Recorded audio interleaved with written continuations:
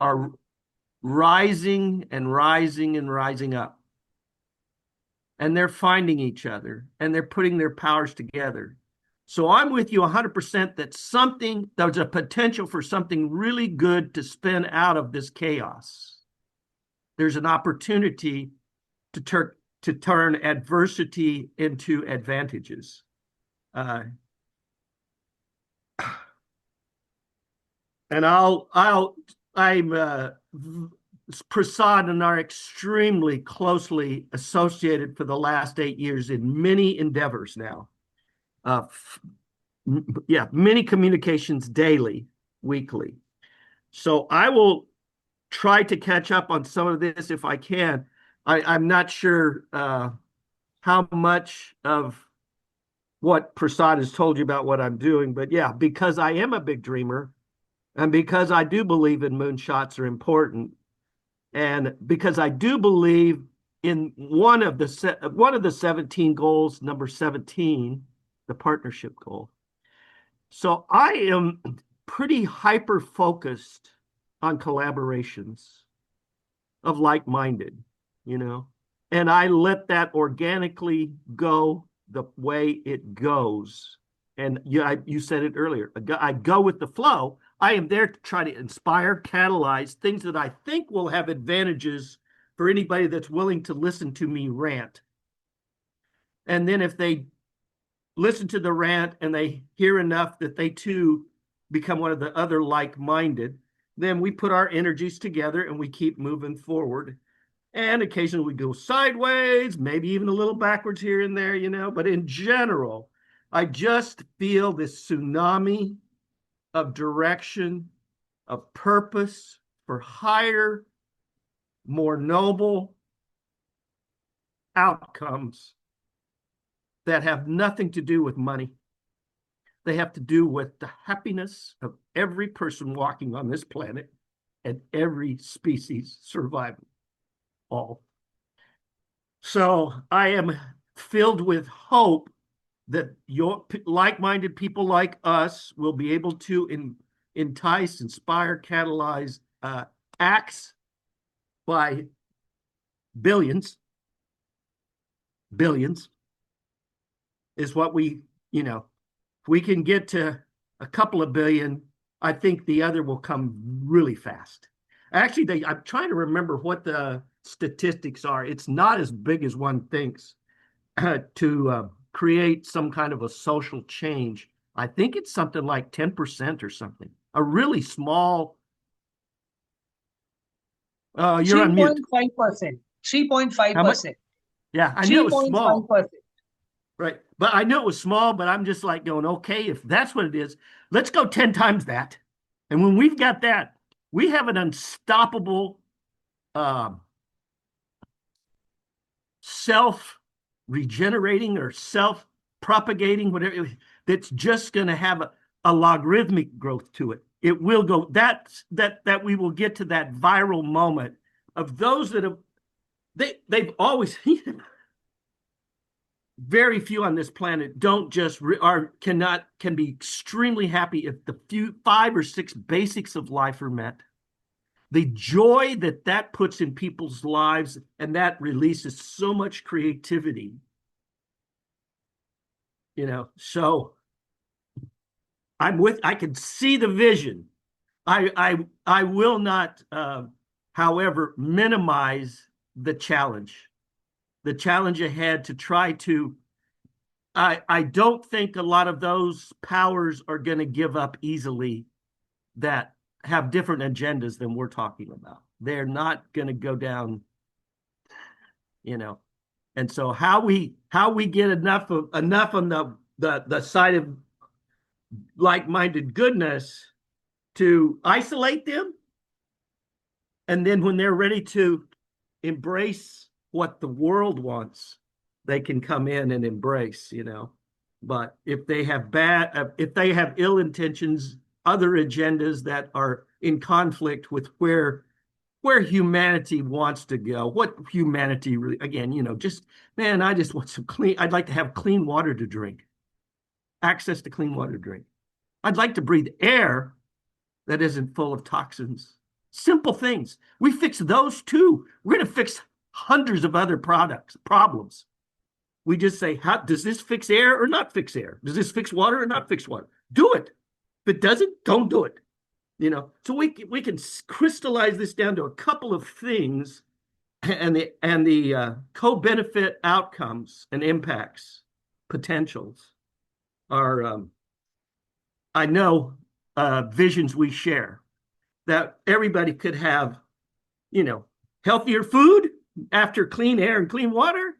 Now we can grow healthier food because we've learned sustainable, that again, places like in India, they're doing it because that was the smartest way to survive. You cooked, you only took out of the garden what you could eat that day, and you ate that day. And you planted, and you turned compost into that, what was left over became compost. So those things that we never had in the wave of the American culture after the hundreds of Native Americans, and all of that same knowledge and wisdom was nearly snuffed out. So America is still an extremely young infant experiment. And it's definitely had some hiccups along the way. And we've made some, and the United Nations has made some horrible. Their intentions are right. We'll give these women $10 and we'll sterilize them. Not tell them, but because they can't understand, they can't understand it anyway. So here's the $10. Horrible. The intentions were good. We have a population the balance with the technology and the practices that we were doing at that time the equation wasn't going to work. Anybody could look at it and say, this is going to work. We're going to end up with 10, 12, 14 billion people here pretty soon. This is not going to work, And so anyway, I'm ranting. I know I am. I am like-minded with you. I'll try to stay up to contact, or stay up to speed and get educated and follow along as fast as I can. But yeah, my plate for 75 countries and 1 billion people of the North Atlantic ecosystem, and trying to coordinate thousands and thousands of teams to be on one page working on clean air and clean water, right? Yeah. We're starting there, starting with the 100 lowest sea level communities with the most people. Out of that 75 countries, there's where we start. 100 lowest sea level with the most people. That's a pilot. To go to 1,000, 10,000, 100,000, and then the rest. Because they're already at risk. There are places I used to scuba dive that they've already had to move there and leave their island and will never return again. Because now, twice a day, even though it's only inches when the tides come in, you have salted your earth. You cannot grow food. And so you have to move. And so with it, the next 20 to 30 years, that we're not going to, that's one of those, these are a few of these classical tipping point things that we waited too long. We are not going to stop sea rise. Where it's going to stop, that's the unknown. Unknown is sea rise is occurring. Sea rise is increasing its pace of occurring. And we try to estimate, predict, plan for what we think those pending challenges are going to look like. I don't know how good we're doing at that, but I do know on this planet so far, when we've had cataclysmic events, whether it's war or some natural disaster, and we end up with 1 million people that we have to relocate, it creates enormous challenges for both the ones being relocated and the ones that are supposed to accept them. That turns into often lots and lots of conflict. You pick up a bunch of people out of Africa and dump them in the UK or Canada or whatever, or America, and things start having, again, good intentions, but how we go about implementing that stuff, we're still learning. We are still learning there. And so here's where I was going, Chandra. My fear is when simultaneously across this planet we have 1,000 communities that are having to be simultaneously relocated. And now we're talking about 100 million people, a challenge this planet's never, ever, or even Yeah, to contemplate that, right? So yes, Judge. again, I know I'm Incidentally, ranting. Yeah. incidentally, India and US has the similar good and bad experiences. It is playing now, right here in the North America and also in the Indian subcontinent as we speak. The migration stuff. This is really hard in on many economies. Local economies can bear these things, and poor guys from all parts of the world, there is no other place rather than when it floods, where do we go? To the higher place, right? So that's where the situation is now. So Well, you one got to way go is where bad, it's the other higher. way, yeah, You got to go where it's higher. You got to go where there's water and there's food yes. adequate. Yeah. And that's Mhm. just not a lot of places on the planet right now, because we've got 8 That's true. billion scattered across it right now. Yes. And we've destroyed so much of some areas that anyway, we could go on and on about a lot of that stuff. I'll just go back to we're learning. We're trying to figure it out. Our intentions are good, noble, honorable, but we are not without Herculean monumental challenges ahead. Right now, not even ahead. Yes, Prasad, to your point, it's happening right now, real time on our watch. Yes. Yes. So, I mean, firstly, thank you so much, for this very heartfelt, thoughts and lots of valuable information that you shared. And I'd like to go back to the point you made about paying a woman $10 and then sterilizing them or making them guinea pigs for some untested Drug, yeah. pharma product drug. So so I kind of went back into history and looked at the population charts from last 2000 years, and uh, anyone who looks at it would find that the human population has been consistently in a band of quarter billion to a three-quarter billion in the last 2000 years till the beginning of the 19th century. So, what transpires is that we started looking at natural way of population balancing that happens for every species as backward as kind of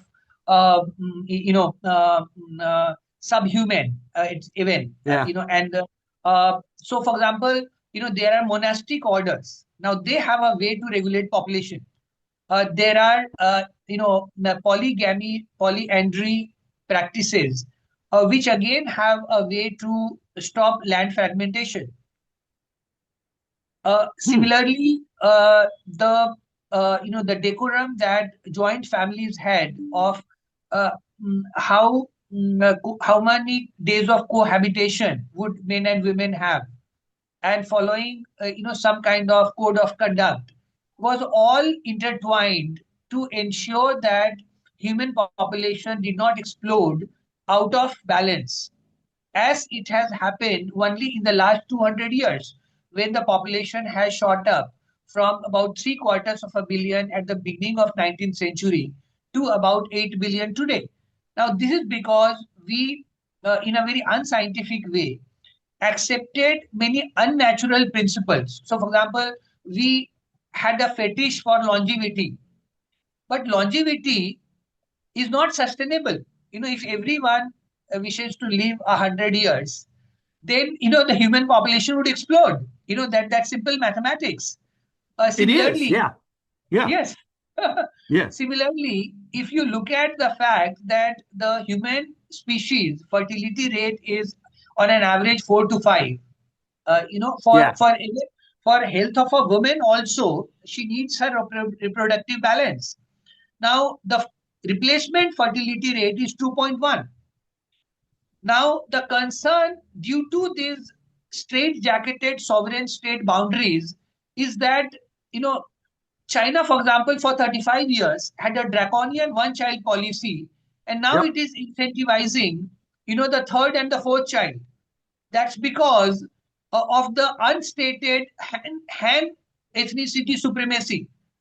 So rather than ending white supremacy in whatever fashion it was happening, if you bring it by Han ethnicity supremacy, it doesn't help the world. It doesn't help the people in China itself. Because Yeah. a single child in the family, in nuclear families, do not get the support system. Like we say, it takes a village to raise a child. So that has created lots of psychological burden on China, and that reflects in very unnatural progression of artificial intelligence, even for mundane activities which could be done by human beings. That's not a smart way to grow. So my point is that for example, even COVID, why we had to surrender to what is very extravagantly a depopulation agenda, where half of the population of the world was injected with a bioweapon, simply because they did not have any other way to contain the population explosion. So they had to treacherously use the bioweapon in form of a vaccine, which has opaqueness. It is not transparent. You cannot test it in a neighborhood laboratory. You don't know what the contents are. So I think the deep red lines have been crossed several times, and yet I would say I'm not worried, because it is the existing system, the old world order, which has shown itself to be a remarkable failure and a disaster. So actually that makes it easier for me to replace it with a parallel structure, because ultimately the world is controlled by narratives, not by weapons. Let's face it, everyone has surfeit of weaponry. Even North Korea has enough nuclear power to destroy the whole world, because the world is already in a very fragile balance. It will not take too much weaponry to destroy the Earth's life support system. So my point is that all such I mean the Trumpesque megalomania it can simply be ignored, because he's neither going to take Greenland nor Iceland or Canada or Panama Canal. None of that is happening. What will happen, what I share in the second part of my note on Trumpism vis-a-vis Nazism, is the Alan Savory construct of lockstep theory from jungle to the human civilization. Now, let me unpack this, because this is a very important part of our stabilization program. Now, what happens in the jungle is that because of the predator, the prey, the herbivores, they tend to flock together into a herd, and that is called a locking. Now, when they lock, they eat the low hanging leaves. So the sunlight percolates to the undergrowth and helps the undergrowth. So food grows faster. They also eat the grass and the bushes. So that also grows faster. They dump the dung and urine, which creates moist, fertile beds where the seeds from the bird poops and the ripe fruits germinate much faster. So it creates a synergistic abundance due to the predator-prey dynamics. Now look at it further. The predator, a lion, cannot eat more than one deer or two deer, in a day or maybe in a few days. But a super predator with a nuclear bomb, with long range weapons, can actually destroy millions of people at once. And like you said, it can displace billions and create lots of further entropy. So my point is that let us first stop despising the jungle.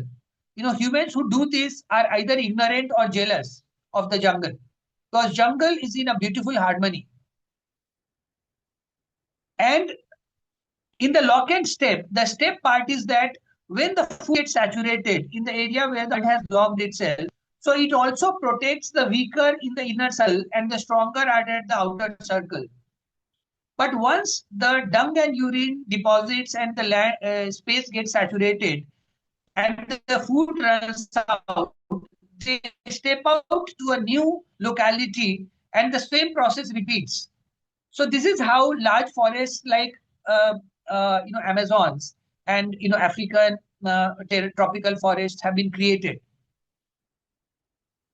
So if the same thing applies, that if we look at Trump as a predator and we contain his overreach and use it as a signal to unite rest of the humanity into an Earth Federation, then what happens is that even the people in America, who are a rich talent pool, not just in terms of the earlier generations, but also the people they have attracted. For example, large number of Indian diaspora or the Chinese diaspora.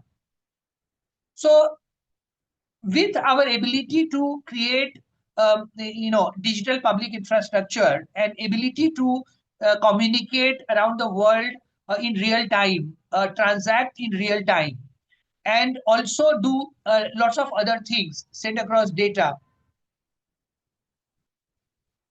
Okay, yeah. So,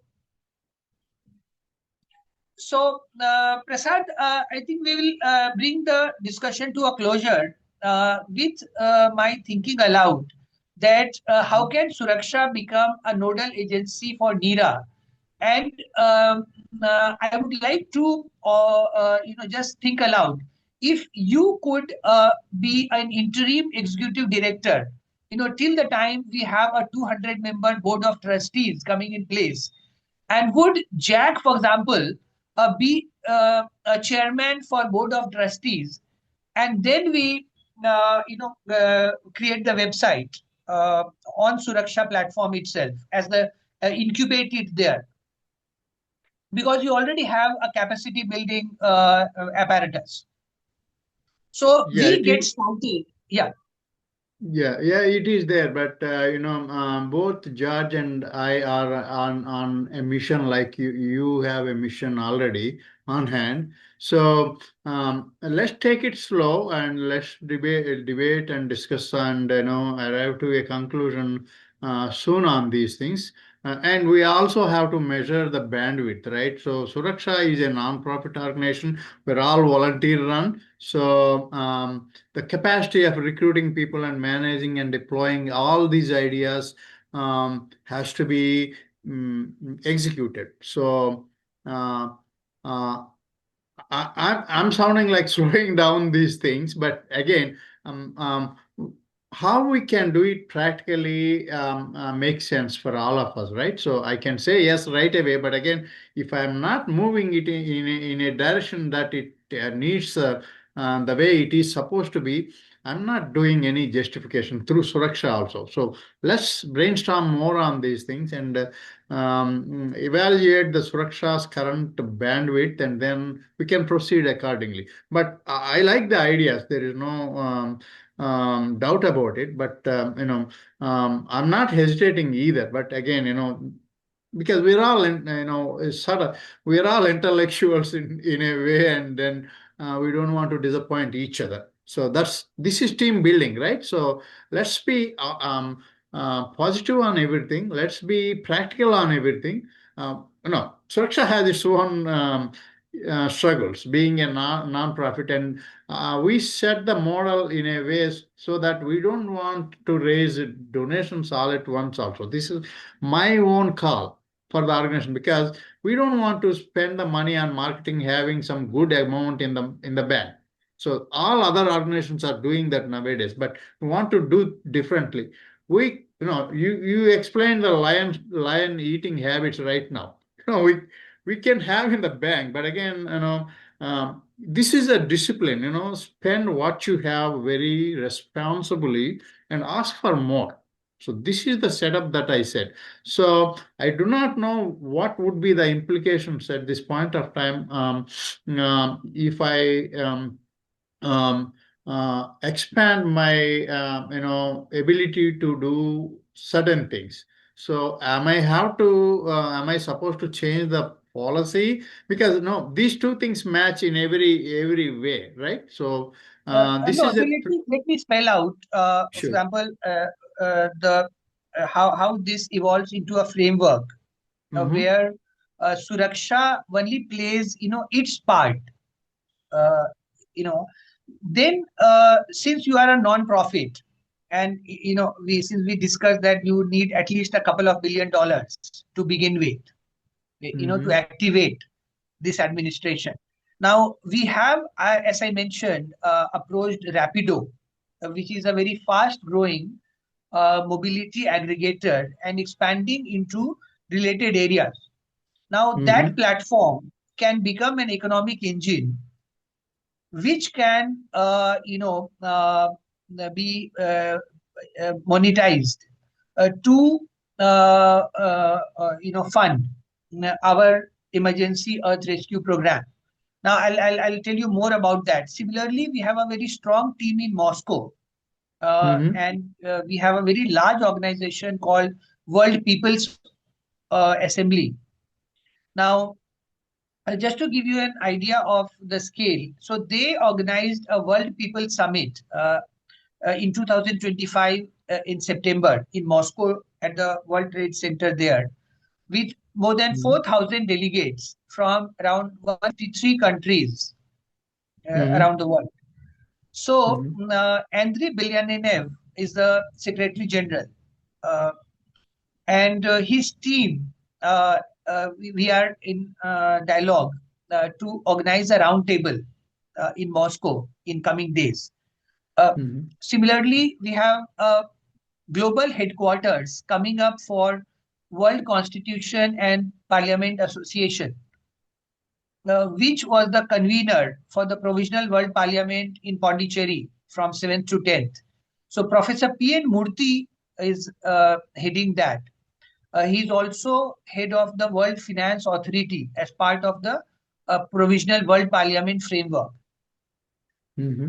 So similarly, my friend Srinivas Irapotu is in Chennai, and we have across the world about I would say 20 very powerful organizations which would together activate this. But the challenge, as I shared with you, is that everyone is pursuing in their own silos, their own independent agenda towards a Yes. common goal. So Yes. my point is that what I look at America, and with Jack and you is the kind of dynamism, and like he said, the moonshot approach, the dreamer approach. That is something you would find lacking, even though the Chinese are making up for it. But then, Chinese, as a commentator, George Yeo, the former foreign minister of Singapore, said that Chinese have a habit of building walls. So there is a certain insularity, not just the language barrier, but also in terms of their working. So they are more transactional. They would be a powerful force, uh, and they will be on board in the second stage.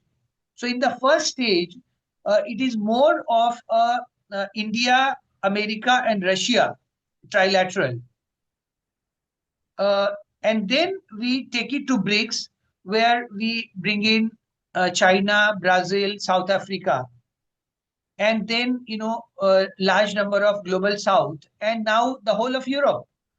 So essentially, what Trump would have done, more inadvertently than deliberately, as most people would say, but then you never Mm-hmm. know, what's Mm-hmm. really going on in the deeper consciousness.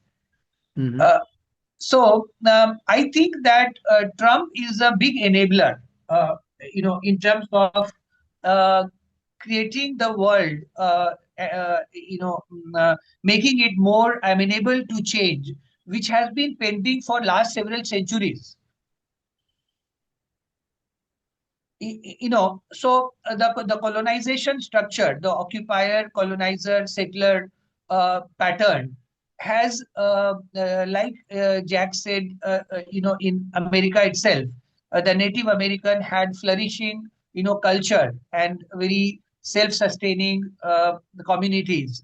For example, the Blackfoot TP model is far more advanced model of human behavior than the Maslow model, the Abraham Maslow model, which is a very curtailed and straitjacketed way of looking at human behavior.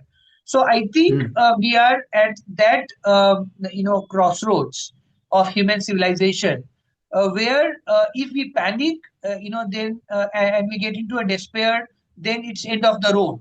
But if we take it as a new sunrise, as the breaking of a new dawn, then I think a whole new world awaits us, and Mhm. I think we owe it to the younger generations, just as Mhm. we had such a good passage, from the efforts of our elder generations, our forefathers.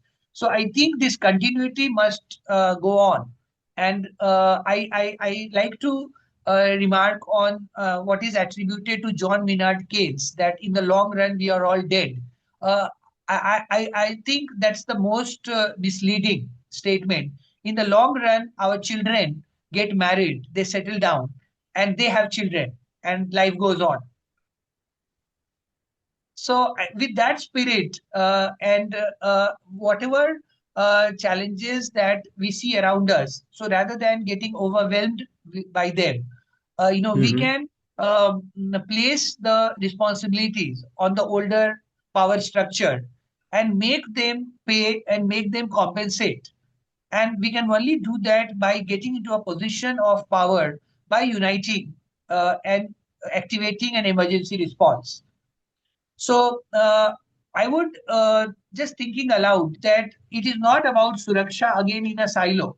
When I say Suraksha as a nodal agency, it is more symbolic in terms of the spirit that both of you bring, to the table, which is really very awe-inspiring, and I'm such a big beneficiary of this discussion, irrespective of whatever happens next. Yeah, thank you for that trust. We're all in this together with utmost humility. We are all playing our part, which is honorable at the end of the day. Thank you so much for the Yeah, trust on. So, yeah, yeah, definitely. Let's iron out some of the some of the action things, and iron out each one of them, and then put it into this thing. We talked about website, everything. Everything has an approach, right? So how we spin these yeah. things out in a way so that Yeah, we would. so the first part Um, is that let us create a budget. Let us mhm. first identify what are the expense items, and let's take a 3 month time horizon to begin with. Yeah. So another challenge with me personally is also I'm shuttling between India and US for Suraksha also. So sometimes I feel like things would slow down in my absence. That is quite natural for any organization, right? So the spearhead should be. So we this is to let you know. Suraksha's vulnerabilities also, so that we would come up with a good ideas, supporting system, not only personally and through Suraksha from this end, also to have a perfect bridge from your end on that side. That way, we understand strengths and weaknesses all the time. We identified all those things, but we identified the strengths already, and I don't want to. Give you any wrong impression on the weaknesses also, right? So let's be honest on where we are at today and how we can strengthen the system. As you were mentioning, it's not about us, it is about the future, right? So let's do it. Yeah, so Prasad, that's really so humbling in a way that what Sanjay Gadhale yesterday talked about Samvedana, Hmm. our sensitivities and vulnerabilities. So I see, see through honesty in you. I see, deep sense of care and compassion for all countries and humanity as a whole. So I think these are strengths which appear to be weakness, when we get transactional. But my understanding so far is that we have come a long way already, on this journey, where we have enough strength from around the world. So I think all put together, and when we create global unity, and when we have in mind, we have compassion. Actually, we don't need too much money. People who have to buy billion-dollar weapons to destroy the world actually need lots more money to burn than we do. So we can Yeah, I even agree with bicycle, you. I agree with and you. so on. As a social entrepreneur, Yeah. I So agree with you. so As a let's social let's entrepreneur, put it all together. Yeah. yeah, as Yes. a social entrepreneur, whatever I did so far in my life, on the name of social entrepreneurship, my initial investment is zero, my personal commitment, and I create, I approach, great people like George and yourself, and we have a dialogue, and we have a commitment, and we do certain things in a way that money would be raised so that the idea would self-sustain for a while, maybe a decade or so. That's what I did so far.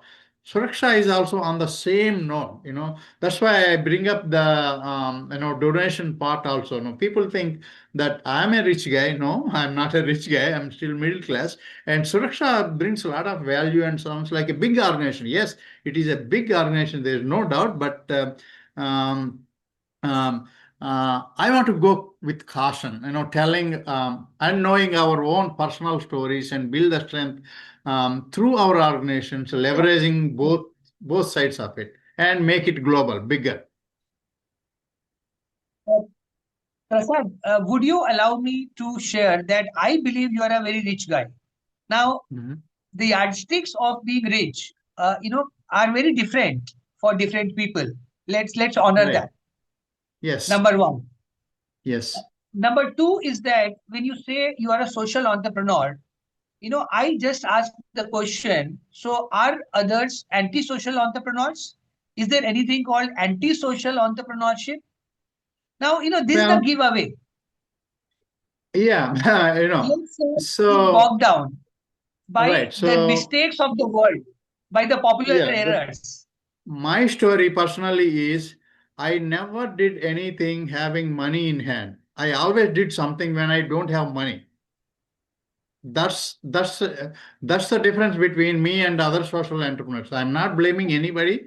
And I'm putting myself in on spot. It is so stupid in today's world not to do anything without money.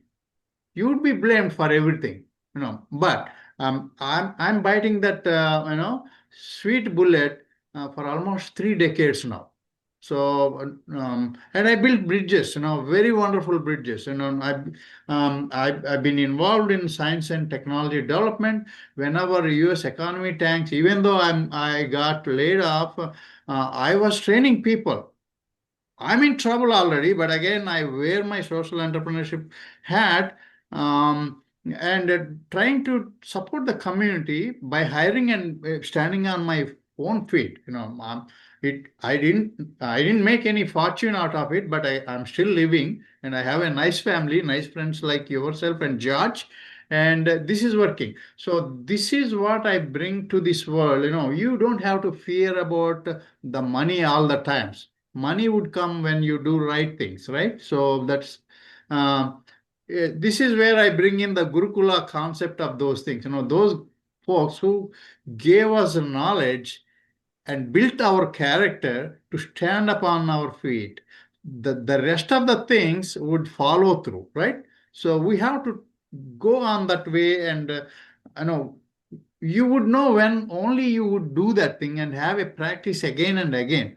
There are 3 or 4 downtowns, as I said, in US. I've been each downtown hit me like hard, and I still very Adam, arrogantly took that challenge in a way. Yes, let's do it again. There is opportunity in the trouble, in the trouble, right? Always. So that's my thing. Yeah, So yeah. So that's why in that way, I don't. Yeah, I don't mean negative social entrepreneurs whatsoever, but I call myself as a different social entrepreneur. The point is, people would do anything when they have money in their pocket, or maybe in the hand, or maybe in the bank. I'm not just like that. When so I Prasad, get, so that's my next question. So when you Mhm, say there is too much money in the pocket, money being printed through deficit financing, is actually eating into the future. It's forfeiting and cannibalizing the future of coming generations, mhm, on false promises. So mhm, you are not guilty of that. Let's look at it in a different light. yeah, So people like us who have been managing their lives frugally, and as householders, I can also share that with two daughters doing very well in different diverse fields, in design, in art, in music. So what I mhm, have so what you are saying is lots of music to my ears, that's actually the ideal way to live without deficit financing. Otherwise, there are enough people in the world to burn money and print money mhm, for free by essentially fraudulent practices, the whole banking system. So let us turn a new page in the chapter of civilization, uh, and move away from what I call the clash of civilizations narrative that Samuel Huntington very provocatively put up, to a concert of civilizations, mhm, where we learn from West's entrepreneurship and its ability to take bold, radical decisions and move the world. Even though at times the vision may be wrong, the overall understanding may not be very holistic. But similarly, East has its own strengths of balancing. So it's like how a automobile itself moves. So you have an accelerator system, which is the west, and you have east, which is the steering and the braking system. So both have to be well coordinated for the mhm. spaceship called Earth to move smoothly and towards eternity, in peace, stability, and sustainability. So on that note, yeah, if there is anything to add, we'll now conclude in the next 5 minutes. All I can say is very nicely said.